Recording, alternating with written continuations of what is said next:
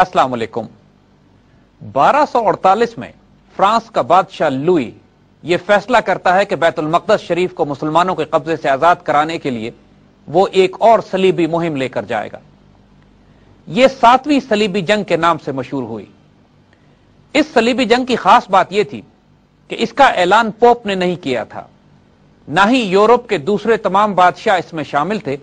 यह लुई का अपना पर्सनल एक्सपीडिशन था, जो उसने एक मन्नत मानी थी कि अगर अल्लाह ने उसको सेहत दी तो वो बैतुल मक़दस शरीफ को आजाद कराने जाएगा। उस मन्नत की तकमील के लिए इसने अपने लाओ लश्कर को जमा किया, अपने साथ अपने खानदान, अपने भाई, अपने जनरल्स को लिया और एक बहुत भारी लश्कर के साथ बहरी जहाज के रास्ते पहले साइप्रस पहुंचा। साइप्रस में लुई की मुलाकात टेम्पलर और हॉस्पिटलर नाइट्स से होती है और नाइट्स भी अपने दस्ते इस ईसाई फौज के साथ भेजने पर रजामंदी इख्तियार करते हैं, मगर इनके पास बहरी जहाजों की कमी होती है। तो लुई सिर्फ अपनी एक चौथाई फौज के साथ मिस्र की तरफ सेल करता है और बाकी तमाम फौज पीछे दूसरे जहाजों में कुछ अरसे के बाद रवाना होने वाली होती है। इस दफा सलीबियों का प्लान यह था कि पहले मिस्र पर हमला किया जाए और मिस्र को कैप्चर करके लेवेंट के रास्ते बैतुल मक़दस शरीफ की तरफ शाम में पेशकदमी की जाए। इससे पहले इनकी तमाम मिलिट्री एक्सपीडिशंस, आपको याद होगा कि पहले कुस्तुनतुनिया में जमा होती थी और कुस्तुनतुनिया से एशिया माइनर के रास्ते ये शाम और फलस्तीन पर हमलावर होते थे। लेकिन अब की दफा इस तब्दीली के बाद, इस नई जंगी हिकमत अमली को सामने रखते हुए, इस सलीबी फौज का पहला हदफ डमीटा का किला था कि जो अलेक्जेंड्रिया, जो कि मिस्र में बहुत बड़ी समुद्री पोर्ट और मुसलमानों का शहर था, इसके मशरिक में आबाद था। जब ये नेवल आर्माडा डमीटा के साहिल के पास पहुंचा है और इसने एम्फीबियस लैंडिंग की है तो मुसलमान हैरान रह गए। मुसलमानों की इनकी आमद की कोई इत्तला नहीं थी और फौज किले के अंदर मौजूद नहीं थी। तमाम किला शहरी आबादी पर मुश्तमिल था और किले के कमांडर ने एक टैक्टिकल विड्रॉल किया और तमाम शहरी आबादी को बहिफाजत निकालकर काहिरा की तरफ रवाना कर दिया और किले को खाली कर दिया गया। जब सलीबी फौज साहिल पर उतरी है और किले की तरफ बढ़ी है तो इसको खाली पाकर इस पर फौरन ही कब्जा कर लिया गया और सलीबियों के हौसले आसमान से बातें करने लगे कि इनकी आगाज इनकी तवक्को से बहुत ज्यादा बेहतर हो गया था। इस वक्त मिस्र और शाम पर सुल्तान सलाहुद्दीन अय्यूबी के बेटों की हुकूमत थी, लेकिन वो इस काबिल नहीं थे कि उस खतरे का मुकाबला कर सकते जो अब दोबारा एक नई सलीबी जंग की सूरत में सामने आ रहा था। जब सलीबियों ने मिस्र के साहिल पर लैंडिंग की तो इसी दौरान में मिस्र में अय्यूबी सुल्तान का इंतकाल भी हो जाता है। अब मुसलमानों के लिए यह दोहरी मुसीबत होती है। एक तरफ ताकत के लिए कशमकश शुरू हो जाती है और दूसरी तरफ सलीबी फौजें डमीटा का किला फतह करने के बाद काहिरा की तरफ पेशकदमी कर रही होती हैं।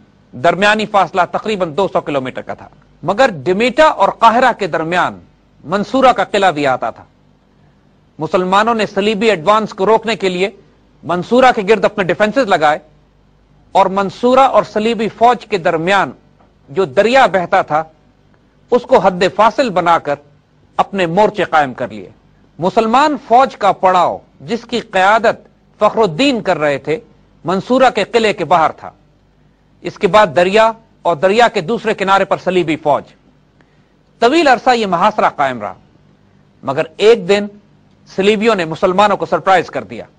जब सुबह के वक्त मुसलमान अपने कैंप में आराम से बैठे हुए थे तो एक खास रास्ते से, जो मुखबरी के जरिए सलीबियों ने मालूम किया था, एक हरावल दस्ता उनका दरिया क्रॉस करता है, जिसकी क़यादत किंग लुई का अपना भाई कर रहा होता है और वो दस्ता मुसलमानों के कैंप पर टूट पड़ता है।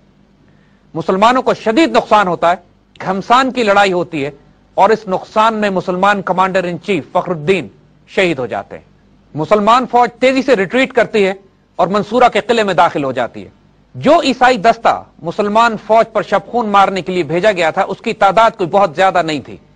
जब किंग लुई को इस कामयाबी की इत्तला मिलती है तो वो अपनी फौज को हुक्म देता है कि फौरन दरिया पार किया जाए और इस दस्ते के कमांडर अपने भाई को हुक्म देता है कि इसी जगह इंतजार किया जाए जब तक कि बाकी सलीबी फौज दरिया पार करके यहां ना पहुंच जाए। लेकिन बादशाह का यह भाई इस वक्त जोश में होता है और बादशाह के इस हुक्म की उदूली करता है। मुसलमान फौज जो किले में दाखिल हो चुकी होती है उसको इस वक्त सख्त कड़ी आजमाइश का सामना होता है। قاہرہ میں خلیفہ کا انتقال ہو چکا ہوتا ہے، شبخون کے ذریعے مسلمان کمانڈر ان چیف بھی شہید ہو جاتے ہیں، اور اس وقت مسلمان فوج کی قیادت اور اس کا نظم ایک نئے سپہ سالار کے ہاتھ میں آتا ہے، جو بعد میں تاریخ میں رکن الدین بیبرس کے نام سے یاد کیے جاتے ہیں۔ اس صلیبی کیمپین میں موجود برٹش ریجمنٹ اور ٹیمپلر اور ہاسپٹلر نائٹس بھی لوئی کے بھائی کو مشورہ دیتے ہیں کہ پچھلی فوج کا انتظار کیا جائے اور ہم چند ہزار کے دستوں کے ساتھ منصورہ میں داخل نہیں ہوتے، لیکن بادشاہ کا بھائی انکار کر دیتا ہے اور خود اپنی فوج کو لے کے منصورہ میں داخل ہو جاتا ہے۔ مجبوراً ٹیمپلرز اور ہاسپٹلر نائٹس اور برٹش بریگیڈ اپنے کاؤنٹ کے ساتھ منصورہ شہر کے اندر داخل ہوتی ہے۔ بیبرس اس وقت تک مملوک فوج کو ری آرگنائز کر چکے ہوتے ہیں اور ایک کاؤنٹر اٹیک کی اسٹریٹجی بھی ڈیولپ کر لی جاتی ہے۔ سب سے پہلا کام صلیبی فوج کے لیے منصورہ شہر کے اندر ایک ایمبوش لگایا جاتا ہے، شہر کے دروازے کھول دیے جاتے ہیں اور یہ تاثر دیا جاتا ہے کہ جس طرح مسلمان فوج شہر خالی کر کے جا چکی ہے۔ اپنے جوش میں یہ کئی ہزار فرینچ فورسز، ٹیمپلر اور ہاسپٹلر نائٹس اور برٹش بریگیڈ ایک ساتھ شہر میں داخل ہوتے ہیں اور شہر کی تنگ گلیوں میں ٹریپ ہو جاتے ہیں۔ منصورہ شہر کی تنگ گلیوں میں صلیبی فوج کو پھنسانے کے بعد بیبرس کاؤنٹر اٹیک کا حکم دیتے ہیں۔ شہر کی آبادی بھی شامل ہو جاتی ہے، جو مکانوں کی چھتوں سے گرم تیل اور پتھر صلیبیوں پر برسانے لگتی ہے۔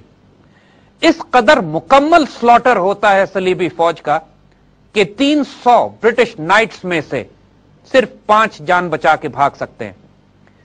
کنگ لوئی کا بھائی اور ہاسپٹلر اور ٹیمپلر نائٹس تمام کے تمام منصورہ شہر کی گلیوں میں ذبح کر دیے جاتے ہیں۔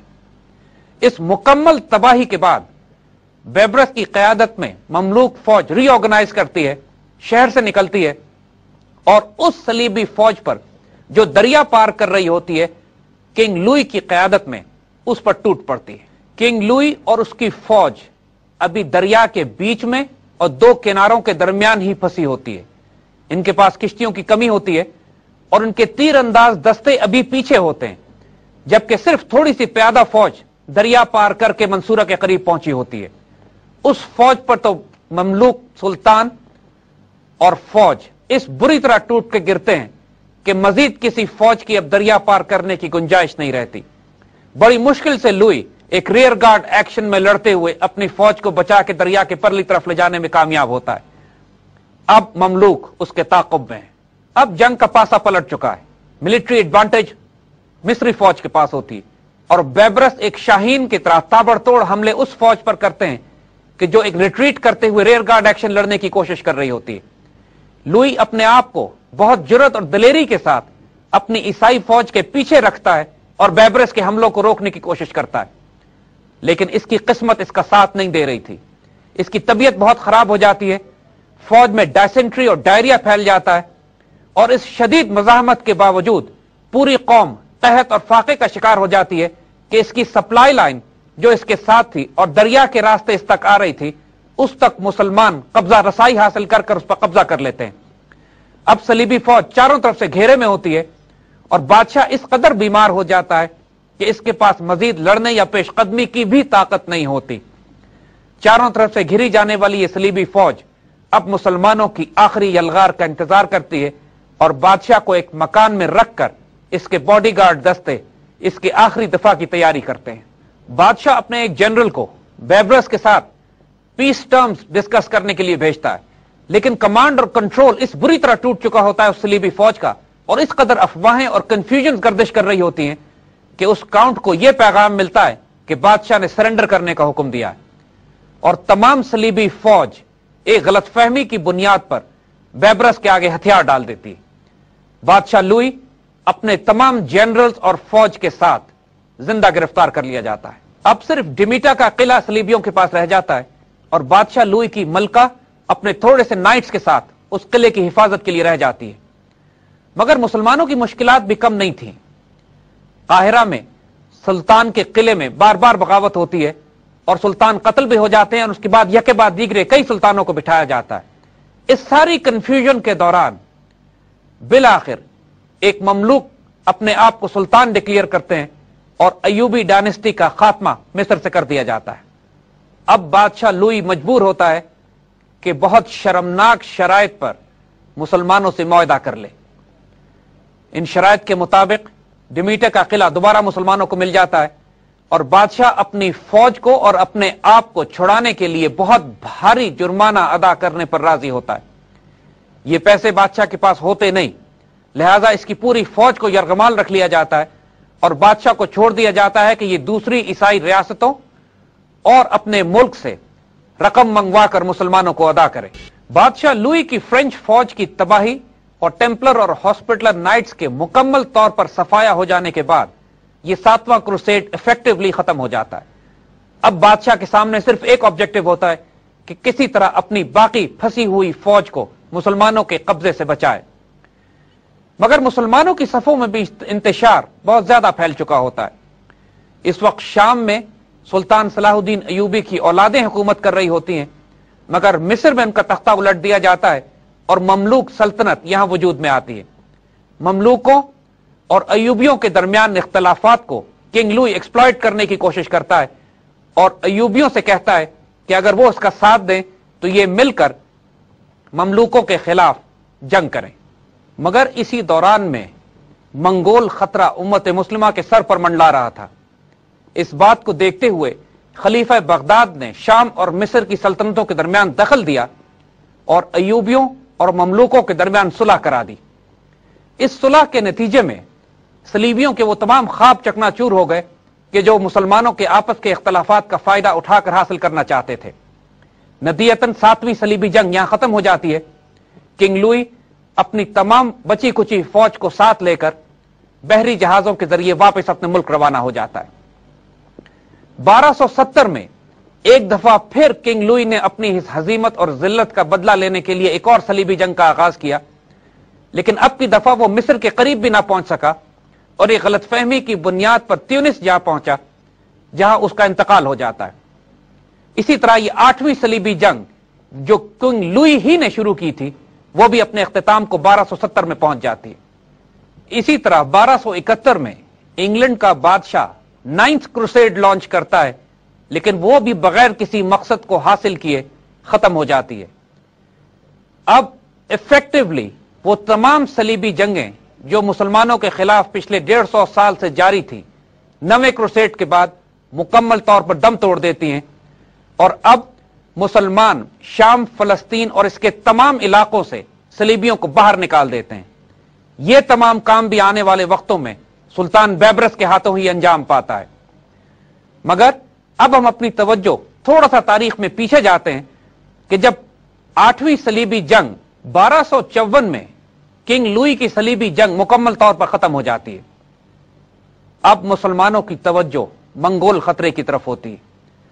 आपको याद होगा कि 1258 में हलाकू खान की फौजें बगदाद को तबाह बर्बाद करती हैं और उसके बाद आगे बढ़ते हुए शाम और मिस्र की सरहद पर पहुंच जाती हैं। बैबरस इस वक्त ममलूक फौज के कमांडर इन चीफ की हैसियत से मुसलमान फौजों की क़यादत कर रहे होते हैं और सुल्तान कुतुज मिस्र के तख्त पर बराजमान होते हैं। हलाकू खान जब अपनी फौजों के साथ मिस्र की सरहद पर पहुंचता है तो सबसे पहले अपने कुछ सफीर एक इंतहाई जिल्लत आमेज खत के साथ सुल्तान कुतुज के पास रवाना करता है। उस खत में उसने न सिर्फ मुसलमानों की तौहीन की, बल्कि अल्लाह और रसूल सल्लल्लाहु अलैहि वसल्लम की शान में भी गुस्ताखियां की। वो खत इस कदर तौहीन आमेज था कि सुल्तान कुतुज जलाल में आकर उन सफीरों की गर्दनें उड़ा देते हैं। मंगोल कानून के मुताबिक इससे ज्यादा बड़ी तौहीन इनकी सल्तनत की नहीं हो सकती थी कि अगर इनके सफीर की गर्दन उतार दी जाए। हलाकू खान 3 लाख के लश्कर के साथ आगे बढ़ता है और मिस्र की सरहद पर ऐनुल जालूत के मकाम से कुछ पीछे पहुंच जाता है। मुसलमान फौज सिर्फ 20,000 होती है और उसकी क़यादत रुकनुद्दीन बैबरस कमांडर इन चीफ कर रहे होते हैं। मुसलमान फौज और मंगोल लश्कर के दरमियान ताकत का तवाजुन 1 और 15 का था। मुसलमान उम्मत और मिल्लत का मुस्तकबिल अब खतरे में पड़ चुका था।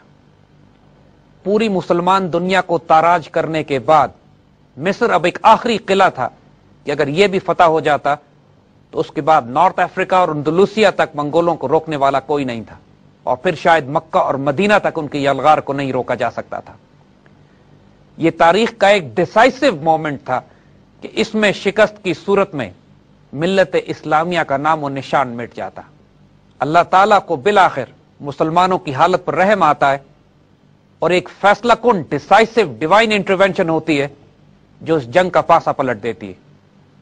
ہلاکو کے پاس منگولیا سے اطلاع پہنچتی ہے کہ اس وقت کا خان مر چکا ہے اور نئے خان کے انتخاب کے لیے ہلاکو کا وہاں پہنچنا فوراً ضروری ہے. ساتھ ساتھ ہلاکو کو یہ بھی خبر ملتی ہے کہ اس کا بھائی جو منگول فوجیں لے کر روس، داغستان، چیچینیا اور وولگا ریجن کی طرف بڑھا تھا، وہ وہاں پر مسلمان فقراء اور درویشوں کی صحبت سے متاثر ہو کر مسلمان ہو چکا ہے. یہ دو وحشتناک خبریں ہلاکو کو اس وقت پہنچتی ہیں کہ جب عین الجالوت کی جنگ شروع ہونے میں تھوڑا ہی وقت رہ جاتا ہے. عین جنگ سے پہلے تقریباً 3.25 لاکھ کا لشکر لے کر ہلاکو واپس لوٹ جاتا ہے منگولیا کی طرف، اور اس کے بعد مسلمانوں اور منگولوں میں طاقت کا توازن تقریباً درست ہو جاتا ہے. مسلمان 20,000 فوج اب 3 لاکھ منگولوں کے مقابلے کے بجائے تقریباً 40,000 منگولوں کے مقابلے پر آتی ہے اور ایک شدید فیصلہ کن جنگ کی تیاری کر لی جاتی ہے. شام اور فلسطین کے علاقوں میں داخل ہونے کے بعد ہلاکو نے اپنا مرکز آج کے لبنان میں بنایا ہوا تھا. جب مسلمانوں کی مملوک فوج مصر سے نکل کر پیش قدمی کرتی ہے لبنان کی طرف، تو دوسری طرف سے منگول جنرل قطبوقہ نے بھی اپنی فوج کو لے کر پیش قدمی کی. مگر اس سے پہلے ایک لانگ رینج فائٹنگ پیٹرول منگولوں نے آگے روانہ کیا کہ جو سلطان بیبرس کی فوجوں سے عین الجالوت کے مقام کے قریب ٹکرایا. اس منگول فوج کے ایک ایک فرد کو مسلمان فوج نے کاٹ کے رکھ دیا. رکن الدین بیبرس بھی مسلمان فوج کے ہراول دستے کے ساتھ آگے بڑھ رہے تھے اور ان کا تصادم بھی منگول فوج کے ہراول سے ہوا. پیچھے سے آنے والی قطبوقہ کی فوج اپنے جنرل کی قیادت میں جب اس نے اپنے ہراول کی تباہی دیکھی تو وہ وحشت سے دیوانی ہو گئی اور قطبوقہ یہ سمجھ بیٹھا کہ شاید بیبرس جس ہراول دستے کی قیادت کر رہے ہیں یہی مکمل مسلمان فوج ہے. اس سے پہلے مسلمانوں نے جنگی حکمت عملی یہ ڈیولپ کی کہ ارادہ یہ تھا کہ پوری منگول فوج کو ایک نیرو وادی کے اندر ڈرا کر لیا جائے، جس وادی کے چاروں طرف پہاڑی مورچوں کے پیچھے اصل مسلمان فوج چھپ کے بیٹھے گی، اور جب بیبرس آگے بڑھ کر قطبوقہ کی فوج سے ٹکرائیں گے تو تاثر یہ دیں گے کہ مسلمان شکست کھا کر پیچھے ہٹ رہے ہیں، اور اس طرح دھوکے سے تمام منگول فوج کو اس وادی کے اندر لے آیا جائے گا جس کے چاروں طرف مین مسلمان فوج ایمبوش لگا کر بیٹھی ہوئی ہے. یہ وہ ٹیکنیک ہے کہ جو خود منگول استعمال کیا کرتے تھے. جب تصادم ہوتا کسی بڑی فوج سے تو یہ ظاہر کرتے کہ جیسے ان کو شکست ہو رہی ہے، پیچھے ہٹتے، اور فوج جب ان کے تعاقب میں آتی تو چاروں طرف سے چھپی ہوئی منگول فوج اس تعاقب کرنے والی فوج کو تباہ کر دیتی. مسلمانوں نے یہ جنگی حکمت عملی خود منگولوں سے سیکھی تھی اور اب یہ منگولوں کا وار خود انہی کے خلاف بہت خوبصورت انداز میں استعمال کیا گیا. قطبوقہ بیبرس کی اس چال کو نہیں سمجھ سکا اور جب مسلمان وڈرا کرتے ہوئے دشمن کو اپنی وادی میں گھسیٹ کر لے آئے اور چاروں طرف سے سلطان قطز بذات خود کمانڈ کرتے ہوئے فوجوں کے ساتھ قطبوقہ کی فوج پر ٹوٹ پڑے تو یہ منگولوں کے لیے قیامت کا منظر تھا. اس کے باوجود وہ اس شدت سے لڑے کہ مسلمانوں کے کئی فلینکس انہوں نے توڑ دیے، حتیٰ کہ کیفیت ایک موقع پر یہ آ گئی کہ سلطان قطز کو خود میدان جنگ میں کودنا پڑا. اپنی ہیلمٹ انہوں نے اتار کر زمین پر پھینک دی اور پوری فوج کو پکار کر کہا کہ جب میں میدان جنگ میں ہوں تو تم کس طرح اپنی صفوں کو توڑتے ہو. مسلمان بیبرس کی قیادت میں بہت جلدی ری آرگنائز ہو گئے اور اس قدر شدید مقابلہ ہوا کہ اب منگول اس کا مقابلہ نہیں کر سکتے تھے. چاروں طرف سے گھری ہوئی منگول فوج آخری آدمی تک کاٹ دی گئی. قطبوقہ گرفتار ہوا اور اس کی بھی گردن اڑا دی گئی. مسلمان فوج نے بھاگتے ہوئے منگولوں کو تعاقب کیا اور ایک منگول بھی بچ کے نہ جا سکا. جو ہی مسلمانوں کی اس فتح کی خبر پوری شام میں پہنچی ہے، مسلمانوں نے ہر اس قلعے میں بغاوت برپا کر دی جس کے حکمران منگول تھے اور چند ہی دنوں میں پورا شام منگول تسلط سے آزاد کرا لیا گیا. ایک بہت ہی دلچسپ بات جو یہاں نوٹ کرنے کی ہے وہ یہ کہ منگول قوم یا منگول فوج جن ترک قبیلوں سے مل کر بنی تھی یہ مملوک بھی اسی قوم کے فرد تھے، اور دونوں فوجیں جب ٹکرائی ہیں تو ان میں طاقت کا توازن، قوم، زبان اور جنگی حکمت عملی ایک جیسی تھی۔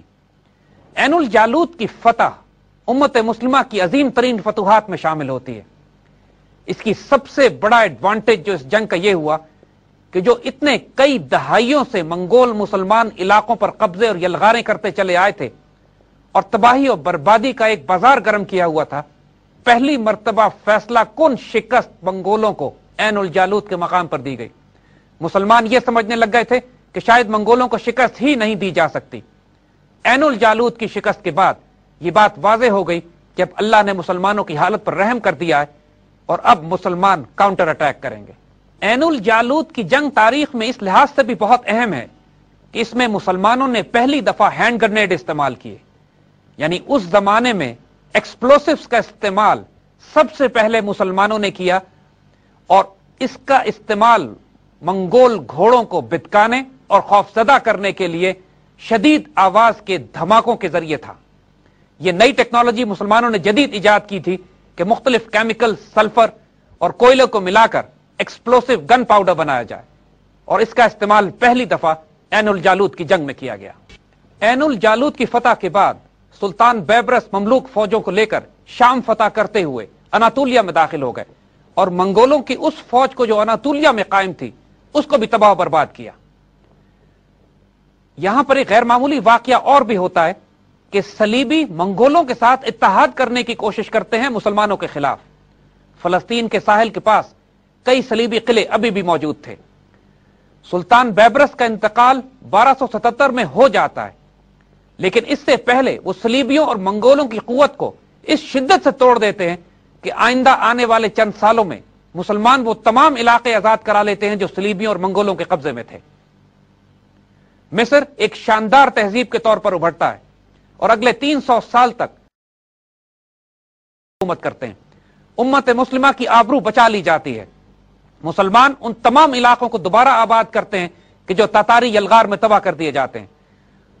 گو کہ تاتاری خطرہ اگلے تقریباً کئی دہائیوں تک مسلمانوں کو تنگ کرتا رہا، لیکن اب تاتاریوں میں بہت بڑی تعداد مسلمان ہو چکی تھی، اور آہستہ آہستہ یہی تاتاری تلواریں امت مسلمہ کی حفاظت کے لیے بے نیام ہونا شروع ہوئی، اور مملوکوں کے بعد جس سلطنت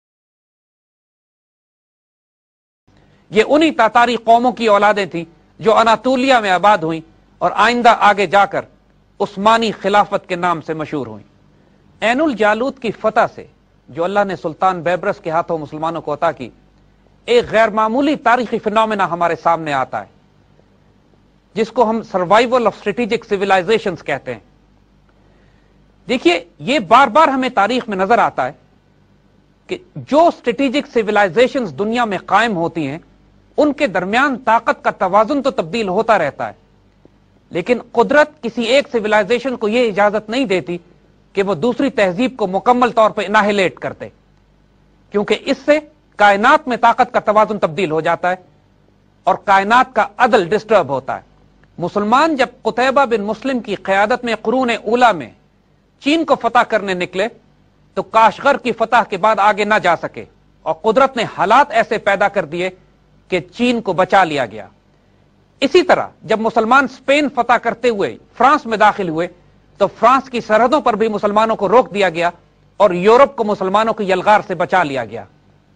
اسی طرح جب مسلمان قسطنطنیہ پر قرون اولا کے دور میں حملے کرتے رہے تو قسطنطنیہ بھی مسلمانوں کے آگے ڈٹا رہا، اور اگر قسطنطنیہ فال ہو جاتا تو پورا یورپ مسلمان ہو جاتا۔ یہاں پر ہم کو قدرت اور فطرت کا ڈیسائسو ہینڈ نظر آتا ہے جو یہ فیصلے کرتا ہے کہ اگر ایک تہذیب مٹا دی جائے، اگر پوری دنیا میں وہ تمام تہذیبیں ہی ختم ہو جاتی اور مسلمان سب پر غالب ہو جاتے تو شر اور خیر کی تمیز مٹ جاتی، پھر مقابلہ نہ ہوتا، امتحان نہ ہوتا، اور تاریخ میں کوئی آزمائش نہ لکھی جاتی۔ اسی طرح ہمیں دوسری تہذیبوں کی بھی ایسی بہت سی جنگیں ملتی ہیں کہ جہاں پہ اللہ فیصلہ کن طور پر مسلمانوں کی مدد کرتا ہے۔ اگر مسلمانوں کی مدد اس موقع پر نہ کی جاتی تائید غیبی سے تو مسلمانوں کا نام و نشان مٹا دیا جاتا۔ جس طرح جنگ بدر کے موقع پر حضور صلی اللہ علیہ وآلہ وسلم نے اللہ سے درخواست کی تھی کہ یا اللہ اگر اس جنگ میں مسلمان شکست کھا گئے تو قیامت تک آپ کا نام لینے والا کوئی نہ ہوگا۔ इस तरह की कई जंगें तारीख इस्लाम में हमारे सामने आती हैं कि जहां पे अल्लाह ताला डिसाइसिवली मुसलमानों की मदद करता है, चाहे वो जंग जलाका हो कि जो यूसुफ बिन ताशफीन ने लड़ी, चाहे वो बैटल ऑफ मैंजिकर्ट हो जिसमें अल्लाह अरसलान बाइजेंटाइंस को शिकस्त देते हैं, चाहे वो जंग यरमूक हो जहां डिसाइसिवली बाइजेंटाइन एम्पायर को सीरिया में शिकस्त होती है, और इसी तरह की जंगों में जालूत का शुमार होता है। ऐनुल जालूत की शिकस्त की सूरत में नाम और निशान मिटा दिया जाता। यहां पर एक डिसाइसिव इन्वॉल्वमेंट डिवाइन प्लानिंग की हमको नजर आती है। कुदरत की इस गैर मामूली हिकमत को अगर सामने रख के आज के दौर का मुवाजना किया जाए तो वाज़ेह हो जाता है कि आज भी कई तहजीबें आपस में मुतसादिम हैं। एक तरफ जूडो क्रिश्चियन वेस्टर्न सिविलाइजेशन है, एक तरफ चाइनीज सिविलाइजेशन है, एक तरफ हिंदू तहजीब है, बीच में मुसलमान सिविलाइजेशन है, रशियन सिविलाइजेशन है। ये तमाम तहजीबें अपने मफादात के लिए बाहम मुतसादिम भी हैं और कहीं एक दूसरे की हलीफ भी। आज भी मुसलमान दुनिया चारों तरफ से हमलों का शिकार है। जिस तरह 13वीं सदी में मिस्र आखिरी चट्टान के तौर पर सामने उभरा था और यह वो मरकज बना था कि जहां से मुसलमानों ने रीग्रुप करके काउंटर अटैक किया और तमाम उम्मत मुस्लिमा अपनी आबरू को हिफाजत करने में कामयाब हुई, इसी तरह आज के दौर में उम्मत मुस्लिमा की आखिरी चट्टान पाकिस्तान है। पाकिस्तान पर अब चारों तरफ से हमले किए जा रहे हैं और पाकिस्तान वो मकाम है कि इंशाअल्लाह जहां मुसलमान रीऑर्गेनाइज करके रीग्रुप करके काउंटर अटैक करेंगे। सर्वाइवल ऑफ स्ट्रेटेजिक सिविलाइजेशन की डॉक्ट्रिन बिल्कुल वाज़ेह करती है ये बात कि इंशाअल्लाह पाकिस्तान को कोई नुकसान नहीं होगा, क्योंकि अगर पाकिस्तान को आज नुकसान पहुंच गया तो इसकी मिसाल वैसे ही है कि जैसे उस वक्त मिस्र को नुकसान पहुंचता। अब फर्क सिर्फ इतना है कि उस वक्त अल्लाह ताला ने अपनी रहमत से सुल्तान बैबरस जैसी तलवारों को मुसलमानों के दिफा के लिए बेनयाम किया। आज पाकिस्तान में कौन सलाहुद्दीन अय्यूबी और बैबरस पैदा होता है, इसका फैसला भी वक्त और अल्लाह सुब्हानहू व तआला खुद करेगा। सुल्तान रुकनुद्दीन बैबरस सुल्तान सलाहुद्दीन अय्यूबी को अपना आइडियल समझते थे और उनकी आखिरी ख्वाहिश भी यही थी कि उसी शहर में दफन हो जहां सुल्तान सलाहुद्दीन अय्यूबी दफन है। 13वीं सदी में उम्मत मुस्लिमा के सबसे बड़े मुजाहिद और तलवार जिससे अल्लाह ताला ने उम्मत की इज्जत और आबरू की हिफाजत का काम लिया, सुल्तान रुकनुद्दीन बैबरस। इसके बाद यह काम एक और तुर्क कौम के हवाले कर दिया गया जो आले उस्मान के नाम से कई सौ साल तक उम्मत के कायद और महाफिज और खादमे हरमैन अश-शरीफैन के नाम से दुनिया में जाने जाते हैं।